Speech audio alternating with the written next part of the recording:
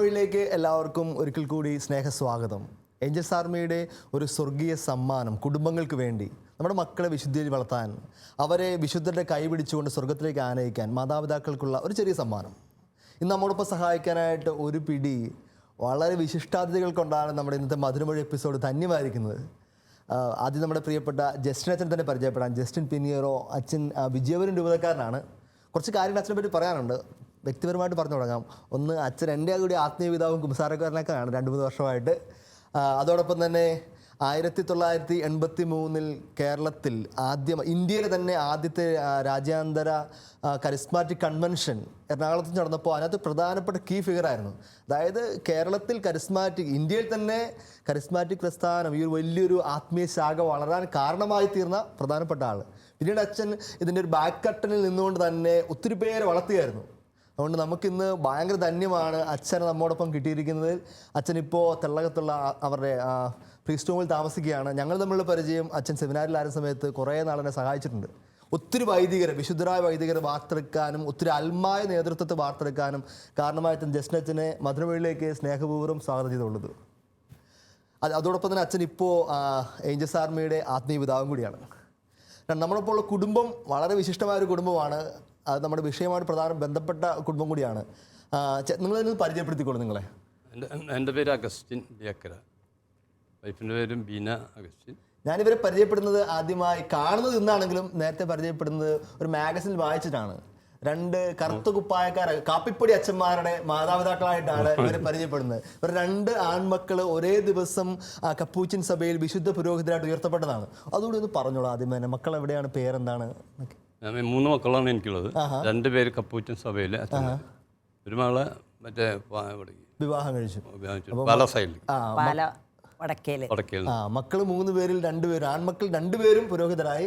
അപ്പോൾ നമ്മുടെ മധുരമൊഴി എപ്പിസോഡിലേക്ക് എല്ലാവരെയും സ്നേഹപൂർവ്വം സ്വാഗതം ചെയ്തുകൊള്ളുന്നു. ഒരു വിശുദ്ധിയായ അമ്മ എല്ലാ ശനിയാഴ്ചയും തൊട്ടടുത്തുള്ള ധ്യാന കേന്ദ്രത്തിൽ പോകുമ്പോൾ തൻ്റെ കുഞ്ഞു മകനോട് കൂട്ടിക്കൊണ്ട് പോകുമായിരുന്നു. എല്ലാ ശനിയാഴ്ച അവനോട് പോയി. നല്ല ബോറടിയാണ്, കരിസ്മാറ്റിക് ധ്യാനമാണ്. അപ്പോൾ ആദ്യ ദിവസങ്ങളിലൊക്കെ ബോറടിച്ച് അങ്ങോട്ടും ഇങ്ങോട്ട് ഓടി നടന്നു. കുറേ നേരം കൈയൊക്കെ അടിച്ചു, കുറേ നേരം കീബോർഡ് വായിക്കുന്നിടത്തൊക്കെ പോയി നോക്കി നിന്നു. എല്ലാവരും സ്തുതി പല ഒച്ചയൊക്കെ കേൾപ്പിച്ചപ്പോൾ അവനും കുറേ നേരം എന്താണെന്ന് മനസ്സിലാകാതെ കിളിപോയി നടന്നൊക്കെ കുറേ ദിവസം അവൻ ഇറങ്ങി നടന്നു. അവസാനം അവൻ്റെ കാര്യം പഠിച്ചു. അവൻ ശനിയാഴ്ച ധ്യാനം കഴിഞ്ഞ് വീട്ടിൽ പോയിട്ട് ഞായറാഴ്ച വൈകുന്നേരമാകുമ്പോൾ എല്ലാം കഴിഞ്ഞിട്ട് ഉച്ച കഴിയുമ്പോഴത്തേക്ക് തൊട്ടടുത്ത് കൂട്ടുകാരൊക്കെ വിളിച്ച് അവൻ ധ്യാനം നടത്താൻ തുടങ്ങി. അവൻ തൊട്ടടുത്ത് വെക്കുന്ന ബെഡ്ഷീറ്റൊക്കെ എടുത്ത് പുറത്ത് കെട്ടി ആഘോഷമായിട്ട് ഒരെണ്ണെടുത്ത് കഴുത്തേലും ചുറ്റി അവൻ അച്ഛനെ പോലെ നിന്നിട്ട് ഭയങ്കര കയ്യിൽ ബൈബിളൊക്കെ പിടിച്ച് ഹല്ലേലൂയ. അപ്പം കുഞ്ഞുങ്ങളെല്ലാം ഹല്ലേലൂയ പറയും, സ്തുതി പറയും, എല്ലാവരും സ്തുതി പറയും. അങ്ങനെ അതിൻ്റെ ഇടയ്ക്ക് അവൻ ആദ്യത്തെ ആഴ്ച അങ്ങനെ ചെയ്തു. രണ്ടാമത്തെ ആഴ്ച അവൻ പോയിട്ട് വന്നിട്ട് രോഗശാന്തി ശുശ്രൂഷ തുടങ്ങി. എല്ലാവരും കൂടി അവൻ ഹല്ലേലൂയ പറയുമ്പോഴത്തേക്ക് എല്ലാവരും ഹല്ലേലൂയ പറഞ്ഞ അവസാനം അത് കഴിയുമ്പോൾ രോഗശാന്തി ശുശ്രൂഷ അവസാനമുണ്ട്. അവൻ പറയും 3 പേരുടെ തലവേദന മാറ്റിയിരിക്കുന്നു. അപ്പോൾ എല്ലാവരും കൂടിയിരിക്കുന്ന 3 പേര് കൈപൊക്കി കാണിക്കും. എന്നിട്ട് എല്ലാവരും സ്തുതി പറയും. 3 പേര് തലവേദന മാറി. 2 പേരുടെ വയറുവേദന കടത്താൻ മാറ്റിയിരിക്കുന്നു. അപ്പോൾ മുമ്പിൽ ഇരിക്കുന്ന 2 പിള്ളേർ കൈപൊക്കി കാണിക്കും. ഞങ്ങൾ വയറുവേദന മാറിയിരിക്കുന്നു. പിന്നെ കുറേ നേരം സ്തുതിയും ഒച്ചബോളൊക്കെ ആയിട്ടങ്ങ് പോകും. ഒരു ശനിയാഴ്ച അവൻ ഭയങ്കര സന്തോഷവാനായിട്ടാണ് ധ്യാനം കഴിഞ്ഞ് തിരിച്ചു വന്നത്. അപ്പോൾ ഞായറാഴ്ച അവൻ്റെ ധ്യാനം നടത്താനുള്ള ഒരുക്കമൊക്കെ ആയിട്ട് അവൻ എത്തി. ബൈബിളൊക്കെ കൈ പിടിച്ചു, കെട്ടിയുണ്ടാക്കിയ കുരിശൊക്കെ എടുത്ത് കൈ പിടിച്ചു. അങ്ങനെയാണല്ലോ ബെനഡിക്റ്റും കുരിശൊക്കെ പിടിച്ചാണല്ലോ അച്ഛന്മാർ ധ്യാനിപ്പിക്കുന്നത്. അവൻ സകല പവറോടും കൂടി വന്നു. വചന ശുശ്രൂഷയൊക്കെ കഴിഞ്ഞു. അവസാനം രോഗശാന്തി ശുശ്രൂഷയായി. അവൻ ആദ്യം പറഞ്ഞു 2 പേരെ നടുവേദന കടത്താൻ മാറ്റിയിരിക്കുന്നു. മുമ്പിൽ ഇരുന്ന 2 പെൺകൊച്ചുങ്ങൾ കൈവക്കി കളിച്ചു. അപ്പോൾ എല്ലാവരും കൈയടിച്ച് കർത്താവ് നന്ദി പറഞ്ഞു. അത് കണ്ണടച്ചിട്ട് പറഞ്ഞു, ഒരാളുടെ യൂട്രസിലെ മുഴ കർത്താവ് ഇപ്പോൾ എടുത്തു മാറ്റിയിരിക്കുന്നു. അപ്പോൾ തൊട്ടടുത്ത് മൂലക്കിരുന്ന വള്ളിനക്കിലിട്ടൊരു പയ്യൻ കൈവക്കി കാണിച്ചു. ഈ പറഞ്ഞവനോ കേട്ടവനോ യൂട്രസ് എന്താണെന്ന് അറിയാൻ പറ്റുന്ന ആൺകുട്ടി കൈവക്കി കാണിച്ച് അവന് യൂട്രസിൽ മുഴ മാറി. ഇത് തമാശയോടെ കഴിഞ്ഞെങ്കിലും ഇന്ന് ആ വള്ളിനിക്കറൊക്കെ ഇട്ട് ബെഡ്ഷീറ്റൊക്കെ ചുറ്റി കയ്യിൽ കുരിശൊക്കെ പിടിച്ച് പറഞ്ഞ ആ വൈദികൻ ഇന്ന് തിരുസഭയിലെ വിശുദ്ധനായ വൈദികനാണ്. അദ്ദേഹം ഇന്ന് ധ്യാന ശുശ്രൂഷ നടത്തുന്ന എറണാകുളം അതിരൂപതയിലെ വിശുദ്ധനായ ഒരു വൈദികനാണ്. നമ്മുടെ വിഷയം അത് തന്നെയാണ്. നമ്മുടെ മക്കളിൽ എങ്ങനെ ദൈവവിളി വർദ്ധിപ്പിച്ചെടുക്കാം, ദൈവവിളിക്കായി പോയ മക്കളെ നമുക്ക് എങ്ങനെ മാതാപിതാക്കൾക്ക് അക്കമ്പനി ചെയ്യാം, സഹായിക്കാം. വൈദികരായ സന്യസ്തരായ മക്കളുള്ള മാതാപിതാക്കൾ എങ്ങനെ കൂടുതൽ അവരെ പ്രാർത്ഥിച്ച് ശക്തിപ്പെടുത്താം, ധന്യരാക്കാം. നമുക്ക് നമ്മുടെ അച്ഛനിൽ നിന്ന് തുടങ്ങാം, ജസ്റ്റിൻ അച്ഛനിൽ നിന്ന് തുടങ്ങാം. ജസ്റ്റിൻ അച്ഛനെ പറ്റിയുള്ള ഒരു വിശേഷം പറയാൻ വിട്ടുപോയി. അച്ഛനെ 1983 കൺവെൻഷൻ കഴിഞ്ഞപ്പോൾ പ്രത്യേകിച്ച് യുവജനങ്ങൾ വിളിച്ചൊരു പേരുണ്ട്, ഉണ്ണീശോ അച്ഛൻ. അച്ഛൻ്റെ ചിരിയും അച്ഛൻ്റെ നിർമ്മലതയെ കണ്ടുപിടിച്ചാണ് ഇപ്പോഴും അങ്ങനെ തന്നെ എല്ലാവരും അച്ഛൻ ഉണ്ണീശോ അച്ഛൻ തന്നെയാണ് വിളിക്കുന്നത്. അച്ഛൻ്റെ ദൈവവിളിയൊക്കെ ഒന്ന് പറഞ്ഞു തുടങ്ങാമോ? എൻ്റെ അപ്പൻ്റെ, ഞങ്ങൾ ഡാഡി എന്നാണ് വിളിക്കുക, ആംഗ്ലോ ഇന്ത്യൻ ഫാമിലി ആയത് കാരണം അങ്ങനെയാണ് വിളിക്കുന്നത്. അപ്പോൾ അവരുടെ ഫാമിലിയിൽ എല്ലാ തലമുറകളിലും അച്ഛന്മാരും കന്യാസ്ത്രീകളുണ്ട്. മമ്മിയുടെ വീട്ടിൽ അങ്ങനെയില്ല. അവർക്ക് അടുത്ത തലമുറകളിലൊന്നും അച്ഛന്മാരും കന്യാസ്ത്രീകളും ഇല്ല. പക്ഷേ നല്ല ദൈവഭക്തരായിട്ടുള്ള അവരാണ്. അവർക്ക് ഇങ്ങനെ കുടുംബത്തിൽ മകനാരെങ്കിലും ഞങ്ങൾ 6 മക്കളിൽ 5 പേരും ആൺകുട്ടികളാണ്, ഒരു പെൺകുട്ടി മാത്രം. അപ്പോൾ ആരെങ്കിലും ഒരാൾ അച്ഛനാകണമെന്ന് മമ്മിക്ക് വലിയ താല്പര്യമായിരുന്നു. അതിനെക്കുറിച്ചൊക്കെ ഇടയ്ക്കിടയ്ക്കൊക്കെ ഇങ്ങനെ സൂചിപ്പിക്കുമായിരുന്നു. അപ്പോൾ ഞാനത് ഓർത്ത് അന്നത്തെ അത്ര കാര്യമായിട്ട് എടുത്തില്ലെങ്കിലും സാധാരണഗതിയിൽ നമ്മുടെ മനസ്സിൽ ഈ വിത്തുകൾ ഇടുന്നതിൽ ഒരു പ്രാധാന്യം വസ്തുത അതിനുണ്ടായിരുന്നു. മാതാപിതാക്കൾ പ്രത്യേകിച്ച് ഡാഡിക്ക് അച്ഛനാകണം, പക്ഷേ അങ്ങനെയൊന്നും നിർബന്ധിച്ചിട്ടാകണ്ട, മോൻ പഠിച്ചിട്ട് തീരുമാനമെടുക്കാനായിട്ട് തിരിച്ചു വന്ന് തീരുമാനമെടുക്കാൻ പറ്റുമ്പോൾ മാത്രം എടുത്താൽ മതി. അങ്ങനെയാണ് അദ്ദേഹത്തിൻ്റെതായിട്ടുള്ള തീരുമാനം. അപ്പം അങ്ങനെ പറഞ്ഞു വന്നപ്പോൾ ഞങ്ങളുടെ ഇടവകയിൽ ഞാൻ അന്ന് ഇടവക പള്ളിപ്പുറം ആണെങ്കിലും വരാപ്പുഴ രൂപതയിലെ പള്ളിപ്പുറം, ഇപ്പോഴത് കോട്ടപ്പുറം രൂപതയുടെ ഒരു വലിയ ഒരു പള്ളിയാണ്, മാതാവിൻ്റെ ഒരു ബസലിക്കാണ്. അപ്പോൾ ഞങ്ങൾ താമസിച്ചിരുന്നത് മൂന്നാറിലാണ്. കാരണം ഫാദർ അന്ന് കണ്ണൻദേവൻ കമ്പനിയിലെ ജോലിയാണ്, ഫിറ്ററായിരുന്നു കണ്ണൻദേവൻ കമ്പനിയിൽ. അപ്പോൾ അത് കാരണം അവിടെ താമസിച്ചിരുന്നു. അപ്പോൾ അവിടുത്തെ ഇടവകയിലെ വൈദികർ അവർ സ്പാനിയാർഡ്സ് ആയിരുന്നു. 2 പേരൊന്നും ഉണ്ടായിരുന്നു, 2 പേരും സ്പാനിയാർഡ്സ് ആയിരുന്നു. മൂപ്പച്ചന്മാരെന്ന് വിളിക്കും. അവർ ഞങ്ങളോട് ഒത്തിരി താല്പര്യവും സ്നേഹമൊക്കെ പ്രകടിപ്പിക്കും. നിങ്ങളിൽ ആരൊക്കെയാണ് അച്ഛനാകാൻ പോകുന്നതെന്ന് ചോദിക്കുമ്പോൾ കൈ ഉയർത്ത് വരണം സന്തോഷത്തോടെ. അപ്പോൾ വീട്ടിലും സന്തോഷമായ വീട്ടിലൊക്കെ അച്ഛന്മാർ വരുമായിരുന്നു. പിന്നെ അതുപോലെ പ്രത്യേകിച്ച് എനിക്ക് പാട്ടിനോടൊത്തൊരു താല്പര്യം ഉണ്ടായിരുന്നത് കൊണ്ട് അവർ ആ കാര്യത്തിലും സാധാരണഗതിയിൽ ഞാൻ അതിൽ പാട്ട് പഠിക്കാനായിട്ട് ചെല്ലുക, പാട്ട് പാടുക, കൊയറിൽ. ഒരു കാര്യം ആഡ് ചെയ്തോട്ടെ, അച്ഛൻ്റെ കുടുംബം മുഴുവൻ പാട്ടുകാരാണ് കേട്ടോ. അച്ഛൻ്റെ ജ്യേഷ്ഠൻ്റെ മകൻ അല്ലേ, ജ്യേഷ്ഠൻ്റെ മകൻ ഷെൽട്ടൺ പിന്നിയറോ, എക്സ് ബാൻഡിലെ ഏറ്റവും ലീഡിങ് സിംഗർ വർഷങ്ങളായിട്ട് പാടുന്ന ഷെൽട്ടൺ ചേട്ടൻ അച്ഛൻ്റെ കൊച്ചുമോനായിട്ട് വരും അല്ലേ? അച്ഛൻ പറഞ്ഞു. അതെ, അതുപോലെയാണ് എൻ്റെ ഒരു ബ്രദർ എറിക് പിനിയറോ എന്ന് പറഞ്ഞത്. അദ്ദേഹം ഗുഡ്നസ് TV-യിൽ എല്ലാ ഞായറാഴ്ചകളിലും അദ്ദേഹം പ്രൈസ് ആൻഡ് വർഷിപ്പ് ഇങ്ങനെ നടത്തുമായിരുന്നു. നന്നായിട്ട് പാടുമായിരുന്നു അദ്ദേഹം ഇപ്പോഴില്ല, മരിച്ചുപോയി. അങ്ങനെ മമ്മിയും ഡാഡിയും 2 പേരും ഇങ്ങനെ പാടുമായിരുന്നു. അങ്ങനെ കിട്ടിയതാണ് സ്വാഭാവികമായിട്ട് അങ്ങനെ. അപ്പോൾ പിന്നെ ഇവരിങ്ങനെ പ്രോത്സാഹിപ്പിക്കുമായിരുന്നു. അങ്ങനെ ഒരു സമയം വന്നപ്പോൾ സെമിനാരിയിൽ പോകാനായിട്ട്, അപ്പോൾ ഈ അച്ഛൻ തന്നെ എന്നോടിങ്ങനെ വൈദികനാകണമെന്ന് പറഞ്ഞ അച്ഛൻ തന്നെ അതിന് മുൻകൈ എടുത്തിട്ട് ഞങ്ങൾ 4, 5, 6 പേരെയും കൊണ്ട് അച്ഛൻ കോട്ടയത്ത് ഫോർമേഷൻ ഹൗസിൽ പോയി. അപ്പോൾ അവിടെ കൊണ്ടുപോയി ചേർത്ത് 6 പേരുള്ള വാസ്തവത്തിൽ അവസാനം ഓരോരുത്തർ കൊഴിഞ്ഞു പോയി. അവസാനം ഞാൻ മാത്രം ഉണ്ടായിരുന്നു. ഞാനും കൊഴിഞ്ഞു പോകുമെന്ന് എനിക്ക് ഭയം ഉണ്ടായിരുന്നു. ഒരു ഘട്ടം അങ്ങനെ ഉണ്ടായിരുന്നു. ദൈവാനുഗ്രഹത്താൽ കയറിപ്പറ്റി മുന്നോട്ട് പോകാം. നമുക്കിപ്പോൾ ഇനി നമുക്ക് നമ്മുടെ കുടുംബത്തിൽ നിന്ന്, ഈ 2 അച്ഛന്മാരുണ്ടായ കുടുംബത്തിൽ നിന്ന് എങ്ങനെയാണ് ഈ ദൈവവിളി കൾട്ടിവേറ്റ് ചെയ്ത്? ഇപ്പോൾ അച്ഛൻ പറഞ്ഞ അച്ഛൻ്റെ അപ്പച്ചൻ, അമ്മച്ചി, അതുപോലെ തന്നെ ബന്ധുജനങ്ങളൊക്കെ ഇടയ്ക്കിടയ്ക്ക് ചോദിക്കും, പ്രോത്സാഹിപ്പിക്കും. മൂപ്പച്ചന്മാർ പ്രോത്സാഹിക്കും. ഉറപ്പായിട്ടും കുഞ്ഞുങ്ങൾ ബാല്യത്തിൽ ഇത് ഉണ്ടായി വരുന്ന ഉറപ്പായിട്ടും ആരെങ്കിലുമൊക്കെ പറയാനാണ് ആ സ്പാർക്ക് ഉണ്ടായി വരുന്നത്. നിങ്ങൾ ഈ കുടുംബത്തിൽ 2 മക്കൾ അച്ഛന്മാരായപ്പോൾ അന്ന് ഒരാൾ MBBS കഴിഞ്ഞിട്ട് അച്ഛനാകാൻ വേണ്ടി പോയി, മറ്റൊരാൾ +2 കഴിഞ്ഞിട്ട് അച്ഛനാകാൻ വേണ്ടി പോയി. ഒന്ന് പറഞ്ഞു തുടങ്ങാമോ? ഒരു കുഞ്ഞായിരിക്കുമ്പോൾ മുതലേ അവരെ വലിയ വിദ്യാഭ്യാസത്തിൽ അവർ പ്രഗത്ഭരാകണമെന്ന് ഞാൻ ആഗ്രഹിച്ചിരുന്നില്ല. അവർ ദൈവത്തിൻ്റെ മുമ്പിൽ ഏറ്റവും വിശുദ്ധിയിലുള്ളവരായിരിക്കണം എന്നുള്ള ആഗ്രഹത്തോടെ അവരെ കയ്യിലെടുക്കുമ്പോഴും എപ്പോഴും പ്രാർത്ഥിച്ചിരുന്നു. വീട്ടിലെ പ്രാർത്ഥനയും കുർബാനയും അതുപോലെ വീട്ടിലുള്ള എല്ലാ ഭക്തകൃത്യങ്ങളും, വണക്കമാസോ ഏത് കാര്യങ്ങളായാലും ഒന്നിനും മുടക്കം കൂടാതെ നിർബന്ധമായിട്ട് ഏത് സർക്കാർ പരീക്ഷയായാലും കുരിശിൻ്റെ വഴിയോ എന്തൊക്കെയോ പള്ളിയിലുണ്ടോ, പ്രദക്ഷിണങ്ങളുണ്ടോ, ധ്യാനമുണ്ടോ, മുഴുവൻ സമയ ആരാധനയുണ്ടെങ്കിൽ ഭക്ഷണത്തിന് മാത്രം വീട്ടിൽ വരിക, അല്ലാത്ത സമയത്ത് പോവുക. അതുപോലെ ഒരു 5ാം ക്ലാസ് മുതൽ ഉപവാസം എടുക്കാൻ താല്പര്യമുണ്ടെങ്കിൽ ഉപവാസം എടുപ്പിക്കുക. അവർ വെറുതെ നാരങ്ങ വെള്ളം മാത്രമാണ് അന്ന് സ്കൂളിൽ പോകുമ്പോൾ കൊണ്ടുവരുന്നത്. ഇപ്പോഴും ഇവിടെ കഷ്ടപ്പെടുകയാണ് ഉപവസിക്കാനും ഭക്ഷണം മാറ്റാനൊക്കെ. അപ്പോഴാണ് 5ാം ക്ലാസ് പഠിക്കുന്ന പിള്ളേരൊക്കെ നാരങ്ങ വെള്ളം മാത്രം കുടിച്ചൊക്കെ പറയുന്നത്. അല്ല, അതൊക്കെ അവർ അന്ന് സന്തോഷത്തോടു കൂടിയിട്ടാണ് ചെയ്തത്. അവര് സെമിനാരിയും ചെന്ന് കഴിഞ്ഞപ്പോൾ പറഞ്ഞു, നിങ്ങൾ ഈ ഉപവാസം എടുക്കാൻ പാടില്ല എന്ന് പറഞ്ഞിട്ടാണ് മാറ്റിയത്. അതുപോലെ ബുധനും ശനിയും ഞങ്ങൾ വീട്ടിൽ നോമ്പ് നോറ്റിരുന്നു. അപ്പോൾ അവരത് സ്വീകരിച്ചിരുന്നു. അത് പിന്നെ വീട്ടിൽ നമ്മൾ ക്രിസ്തീയമായ ഒരു അന്തരീക്ഷമാണ്.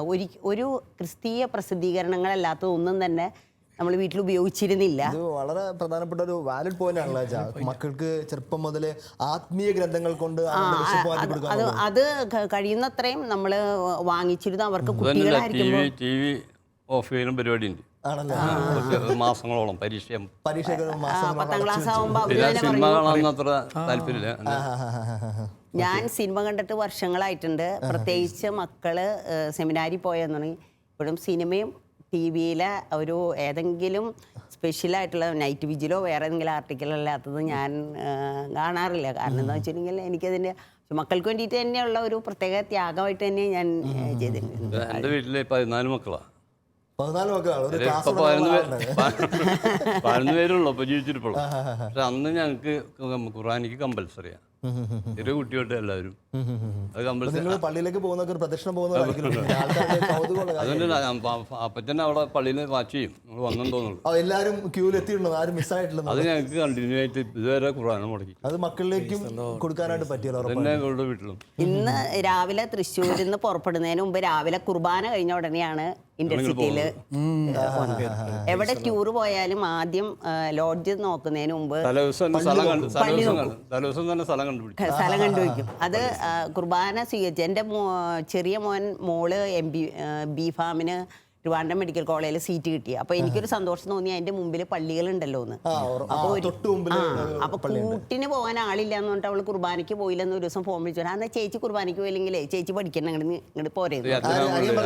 അനിയൻ ചേച്ചി ഇങ്ങനെയുള്ള രണ്ടുപേരച്ഛന്മാരായതിൽ പ്രത്യേകിച്ച് ഇത്രയും വളരെ മനോഹരമായിട്ട് കുടുംബം മുഴുവൻ ഇങ്ങനെ പോകുമ്പോൾ ഉറപ്പായിട്ടും ദൈവവിളി നാച്ചുറൽ ആയിട്ട് തന്നെ അവിടുന്ന് ഇവോൾവ് ചെയ്ത് വരും. അല്ല, ഞങ്ങൾ അച്ഛനാകണം എന്നൊന്നും പറഞ്ഞിട്ടില്ല.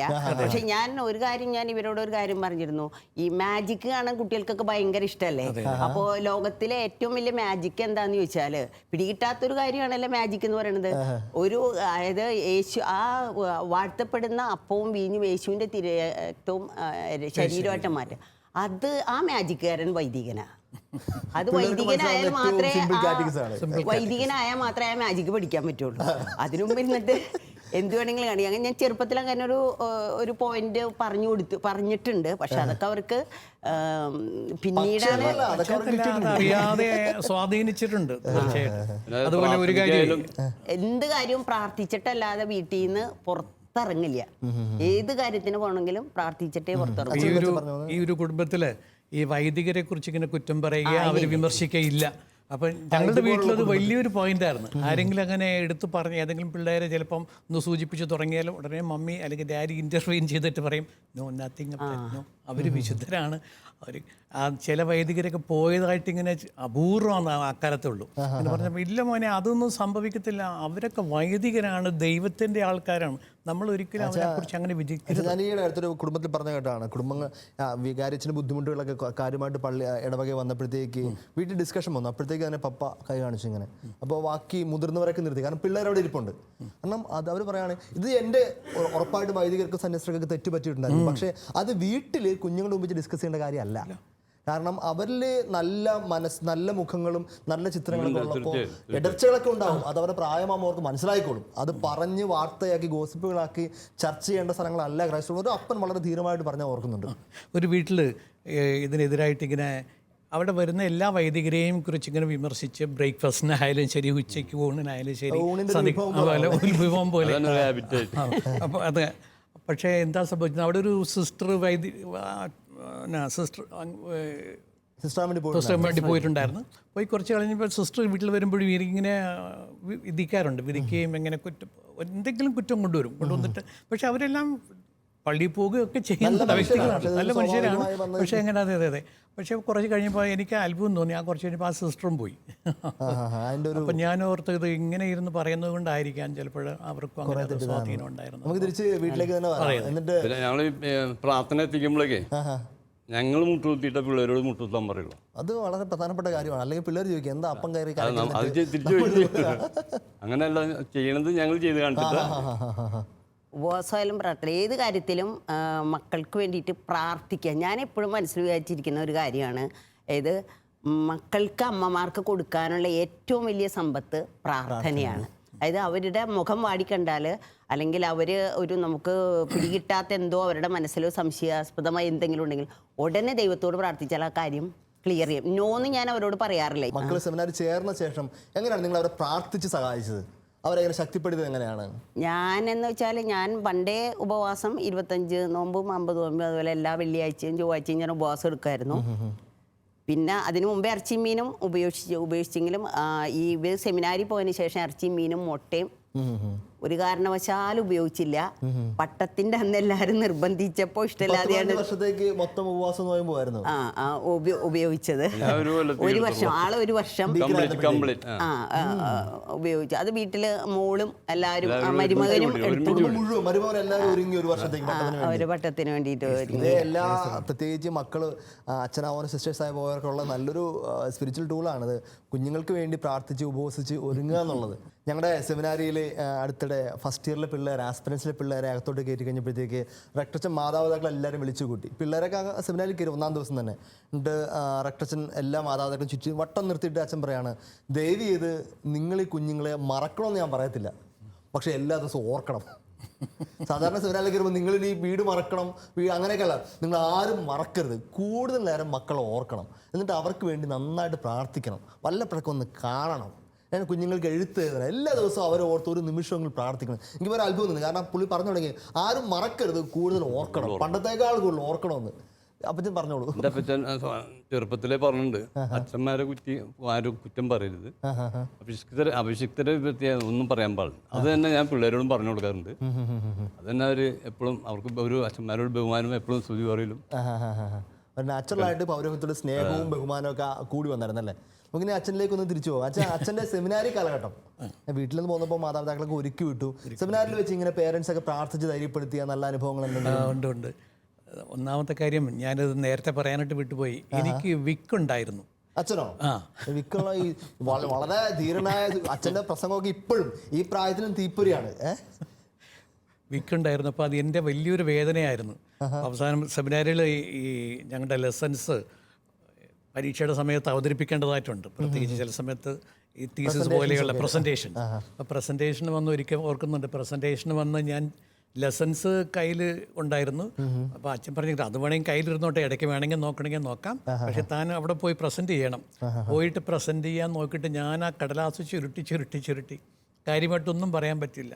അച്ഛൻ പറഞ്ഞു, go back to your seat. പിന്നെ അവിടെ പോയിരുന്നു വലിയ വേദനയോടെ സ്പിരിച്വൽ ഫാദറിനടുക്ക് പോയി. സ്പിരിച്വൽ ഫാദറിനോട് പറഞ്ഞു, അച്ഛനെ അറിയാമല്ലോ ഞാൻ കുമ്പസാരിക്കാൻ വരുമ്പോൾ എന്ത് പാടുപെട്ടാണ് എൻ്റെ പാവങ്ങളൊക്കെ പറയുന്നത്. അപ്പോൾ അച്ഛനത് ക്ഷമാപൂർവ്വം ഇങ്ങനെ കേട്ടിരിക്കുകയായിരുന്നു, നല്ലൊരു വിശുദ്ധനായിട്ടുള്ള വൈദികൻ.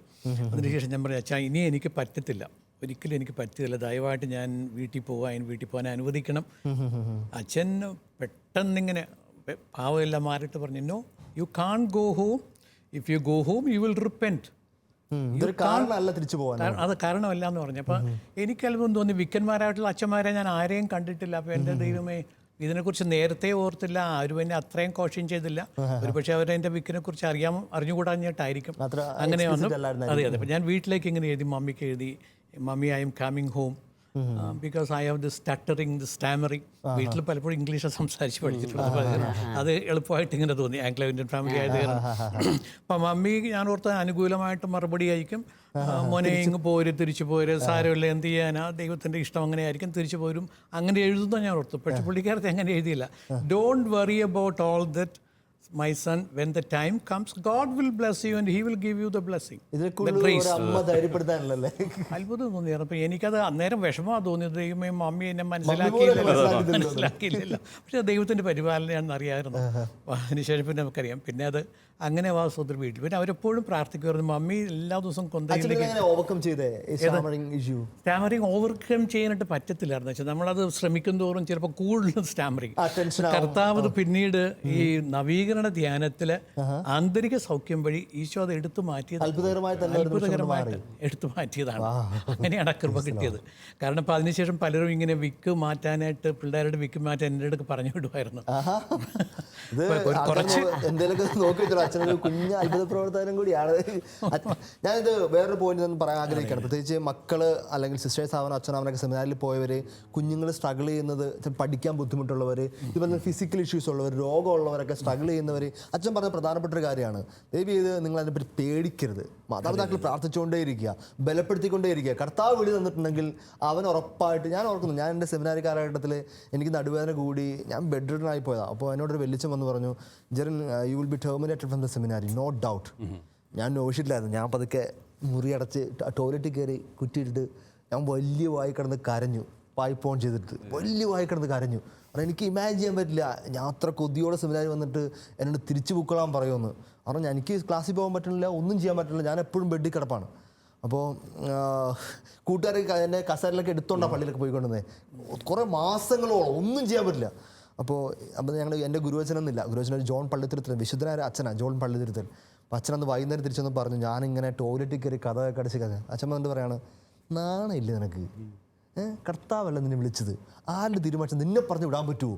ഉണ്ട് അച്ഛൻ അങ്ങ് എന്നെ പൊക്കി, നിന്നെ ഇവിടുന്ന് ആരും പറഞ്ഞു വിടാൻ പോകുന്നില്ല, നിന്നെ കർത്താവ് വിളിച്ചവനാണെന്ന് പറഞ്ഞിട്ട് ഞാൻ വീണ്ടും കരഞ്ഞു, സന്തോഷം കൊണ്ടിരിക്കുക. ഇത് വലിയൊരു ബലപ്പെടുത്തുന്ന വാക്കാണ്, പ്രത്യേകിച്ച് പേരൻസിനെ എന്നൊക്കെ വരുമ്പോഴത്തേക്ക്. നമുക്കിനി തിരിച്ചു നമ്മുടെ വീട്ടിലേക്ക് തന്നെ വരാം. ഇപ്പോൾ നിങ്ങൾ സെമിനാറിലാസം ഇങ്ങനെയൊക്കെ അക്കമ്പനി ചെയ്തു. അച്ഛന്മാരായ ശേഷം മാതാപിതാക്കൾ ഈ മക്കൾ അച്ഛന്മാരായ ശേഷം എങ്ങനെയാണ് നിങ്ങൾ ഇവരെ ധൈര്യപ്പെടുത്തുകയും അത് കഴിഞ്ഞാണല്ലോ കൂടുതൽ പ്രാർത്ഥന വേണ്ടെന്ന് ഞാൻ വിചാരിക്കുന്നത്. എങ്ങനെയാണ് നിങ്ങൾ അവരെ അക്കമ്പനി ചെയ്യുന്നത്? ഇപ്പോഴും എന്നും അവർക്ക് വേണ്ടിയിട്ട് ഒരു കരുണയുടെ കൊന്ത ചെല്ലും. രാവിലെയും വൈകുന്നേരം അവർക്ക് വേണ്ടി സ്പെഷ്യലായിട്ട് അത് ആള് നേതൃത്വം എടുത്തിട്ട്